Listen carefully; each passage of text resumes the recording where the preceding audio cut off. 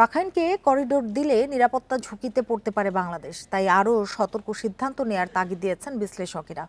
তারা বলছেন দেশের স্বার্থে মিয়ানমার জান্তা সরকার বা আরাকান আর্মি কারো পক্ষ নেওয়া উচিত হবে না। এতে রোহিঙ্গা প্রত্যাবাসন আরও জটিল হতে পারে, আঞ্চলিক রাজনীতিতেও মেরুকরণ হতে পারে।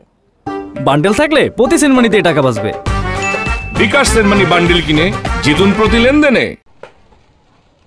মিয়ানমারের অভ্যন্তরীণ সংঘাতে রাখাইন রাজ্যে দুর্ভিক্ষ হতে পারে, এমন শঙ্কায় বাংলাদেশকে মানবিক করিডোর দেওয়ার প্রস্তাব দেয় জাতিসংঘ।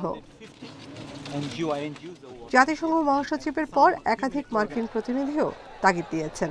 পররাষ্ট্র উপদেষ্টা জানান, শর্ত সাপেক্ষে মানবিক করিডোর দিতে নীতিগত সিদ্ধান্ত নিয়েছে ঢাকা।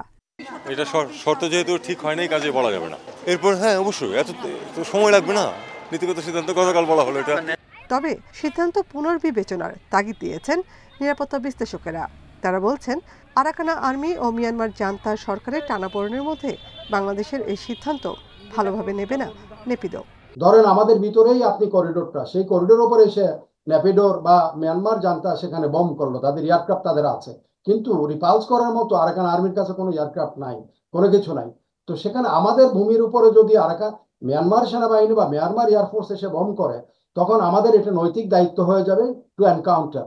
তো এনকাউন্টারটা করতে গেলে কি হবে, আমাদের জন্য কত বিপদ সেখানে সামনে আসবে। আরাকান আর্মিকে তারা কখনো এভাবে ছাড় দিবে না। যখন দেখবে Arakan army is having more footing and more support and getting their strength, তখন তারা কি বসে থাকবে? তারা বসে থাকবে না। তখনই কিন্তু সমস্যাটা সৃষ্টি হবে। আমাদের জন্য রিস্ক ফ্যাক্টরটা কিন্তু ওই জায়গায়। মিয়ানমারের সঙ্গে ব্যবসায়িক সম্পর্ক রয়েছে যুক্তরাষ্ট্র, চীন ও ভারত সহ বেশ কয়েকটি দেশের। আন্তর্জাতিক সম্পর্ক বিশ্লেষকেরা বলছেন, ঢাকাকে ভূ রাজনীতির বিষয়টিও বিবেচনা করতে হবে।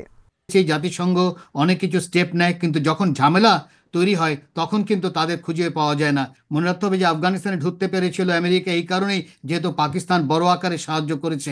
কিন্তু হঠাৎ করে দেখলাম আমরা যুক্তরাষ্ট্র চলে গেল এবং পাকিস্তান সেই ঝামেলায় পড়ে গেল। এমন ঝামেলা যে এখন আফগানিস্তান আর পাকিস্তানের মধ্যে যুদ্ধ মাঝে মাঝে হয়। তো সেই জায়গায় আমার খেয়াল রাখা দরকার। আর অভিবাসন বিশ্লেষকের শঙ্কা, এই করিডোর শুধু নিরাপত্তাই নয়, রোহিঙ্গার সংকটকেও ঝুঁকিতে ফেলতে পারে। প্যাসেজ দেওয়ার বিষয়ে আমাদের জাতীয় ঐক্যমত্য আছে কিনা, রোহিঙ্গাদের তারা ফেরত নেবে কিনা জাতিসংঘ, দেয়ার বিনিময়ে কি পাবো, এবং এই যে জাতিসংঘকে আমি এই বা সেফ প্যাসেজ দিচ্ছি তাতে কোনো অবৈধ কার্যক্রম যুক্ত হবে না, মাদক থেকে আরম্ভ করে অস্ত্র যে পাচার হবে না, সেই বিষয়গুলো কোনোভাবে পরিষ্কার করা। কোন শর্তে করিডোর দিতে রাজি হচ্ছে অন্তর্বর্তী সরকার, তা জাতির সামনে তুলে ধরার দাবি জানিয়েছেন বিশ্লেষকেরা। নাফিজুদ্দৌলা, ইন্ডিপেন্ডেন্ট নিউজ, ঢাকা।